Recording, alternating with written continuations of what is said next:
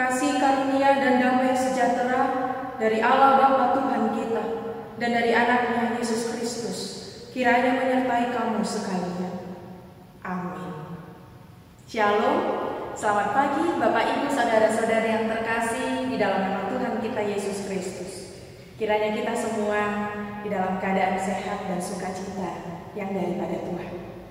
Pada pagi ini, di hari Selasa 20 Juni 2023, kita disapa oleh firman Tuhan yang tertulis di dalam Mazmur atau kitab Psalmen 116 ayat 7. Mulak maho ale todiku tu para jangan ai denggado ni Jakoba tuh. Kembalilah tenang hai jiwaku, sebab Tuhan telah berbuat baik kepadamu. Demikian firman Tuhan. Bapak Ibu saudara-saudari, saya mengangkat topik pada pagi ini dalam renungan ini, aman di dalam tangan Tuhan. Aman bersama dengan Tuhan.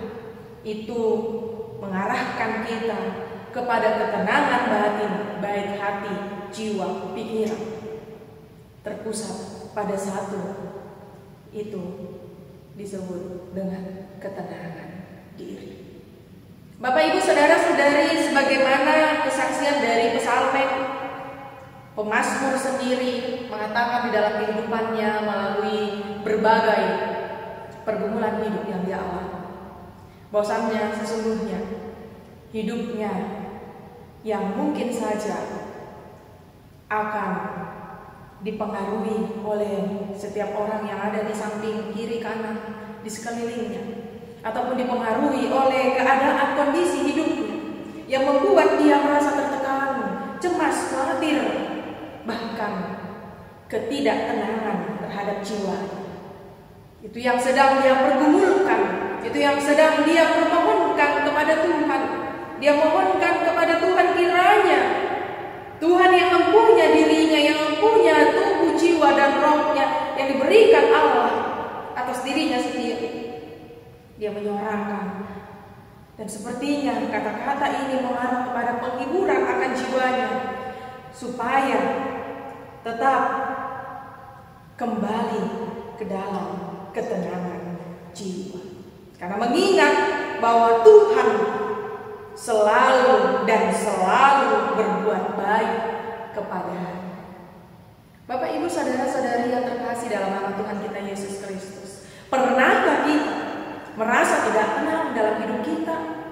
Pernahkah kita selalu dihantui dengan hal-hal yang membuat kita takut, cemas, gentar, bahkan membuat kita menjadi hilang kendali atas kehidupan kita?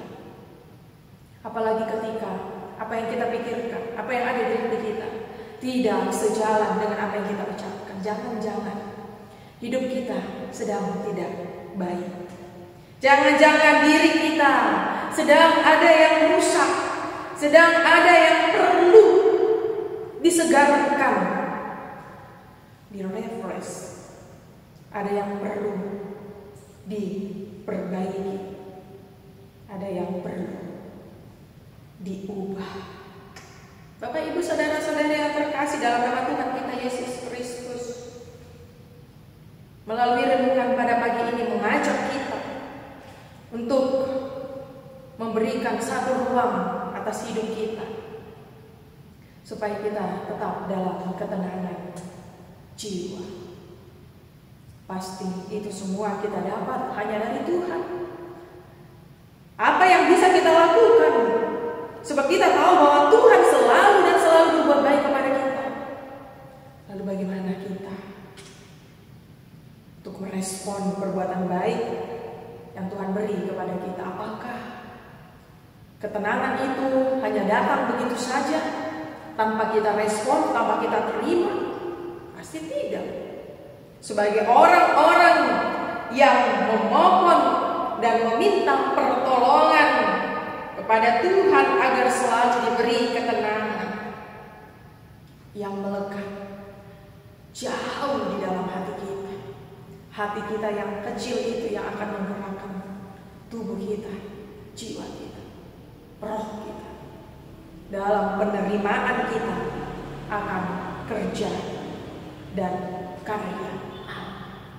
Itu sebabnya saudara-saudari, Bapak Ibu yang terkasih, melalui 1-2 kesulitan, tantangan, atau lebih dari 2 yang sedang kita pergumukan di pagi ini, itu bukan alasan kita untuk tidak tenang. Dan jikalaupun hal itu membuat kita tidak tenang di dalam jiwa kita, bahkan mengganggu kejiwaan kita, mari periksa. Kalau ada yang disebut medical check up, maka kita juga perlu spiritual check up. Memeriksa kembali bagaimana keterhubungan kita kepada Tuhan. Jangan-jangan hubungan kita dengan Tuhan sedang rusak oleh karena kejahatan kita, oleh karena dosa kita. Karena pada dasarnya manusia jatuh kepada dosa. Jatuh ke dalam dosa adalah karena rusaknya hubungannya dengan Pencipta, yaitu Allah kita. Maka dari itu Tuhan selalu menunggu dengan setia. Tinggal bagaimana kita yang diminta untuk setia terhadap firman-Nya yang selalu disuarakan di dalam kehidupan kita. Baik pekerjaan roh yang selalu berbisik, yang selalu bersuara untuk mengarahkan kita terhadap hal yang baik.